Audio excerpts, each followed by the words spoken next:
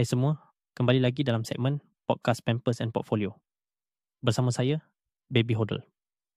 Hari ini, saya nak cerita kisah benar, kisah tragedi, kisah antara DCA dan Pampers saya yang bocor semalam.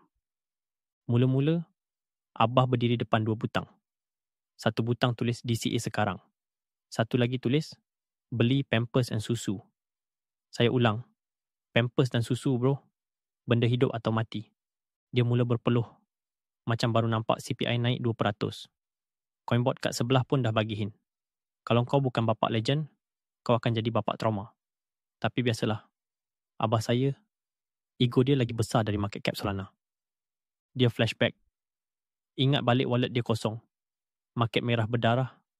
Dan Pampers saya semalam, yang dah bocor sampai ke lutut. Tapi dia masih berfikir. Abah saya mula pegang kepala. Stres macam baru kena rak pull. Coinbot buka dua visual. Sebelah kiri, candlestick hijau naik mencanak. Sebelah kanan, saya tengah meraung pegang botol kosong. Pampers bocor ke kaki. Coinbot pandang dia dan bagi punchline yang sampai sekarang saya ingat. BTC boleh rebound. Tapi trauma baby susah nak repair. Mic drop. Senyap. Pedih. Akhirnya, Abah terduduk. Tak tekan mana-mana butang. Coinbot pun shut down. Bateri low. Agaknya. Saya muncul balik sebagai roh bayi. Terapung kat belakang Abah dengan muka kecewa. Bibir muncung. Lampin koyak. Mata bersinar macam hantu mainan Mr. DIY. Dan Abah tak sanggup tengok muka saya. Tiba-tiba, Coinbot aktif semula. Tanpa cakap sepatah, dia terus tekan dua-dua butang serentak. Boom. Pampers sampai. Susu refill.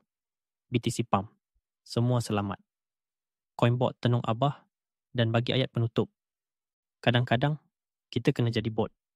So moral dia geng, kalau market merah dan anak menangis, jangan overthink. Jangan tunggu signal. Kadang-kadang, tindakan paling betul datang dari hati, bukan dari carta. Saya Baby Hodl. Kita jumpa lagi dalam episod seterusnya. Candle merah, hati hitam.